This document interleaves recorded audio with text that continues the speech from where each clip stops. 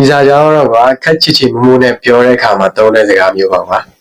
မင်းကိုကြိုက်သည်ဖြစ်စေမကြိုက်သည်ဖြစ်စေမင်းကိုယုံသည်ဖြစ်စေမယုံသည်ဖြစ်စေမင်းရောလိုက်ပြီးရှင်းပြနေမှာလည်းမဟုတ်မင်းကြအောင်လိုက်ပြီးနေမှာလည်းမဟုတ်အဲ့လိုဆိုမင်းကငါတော့ပေါင်းဝင်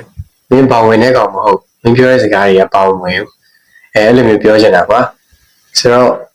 whether you like it or not about my video you're not in my cycle ဒါဗီဒီယိုတွေကမင်းတို့ကြိုက်ကြည့်ဖြစ်စေမကြိုက်ကြည့်ဖြစ်စေငါတော့ဘာမှပြောမှာမဟုတ်ကြိုက်ပါလို့လည်းပြောတယ်လို့မကြိုက်လို့လည်းပြောမှာမဟုတ်ဟုတ်လို့ဆိုတော့ you are not in my cycle စတာပါသိချင်တာရှင်းလဲကွန်မန့်မေးတော့ရရနော်ကျွန်တော်ကတော့ English tips and trick guide တော့မှာ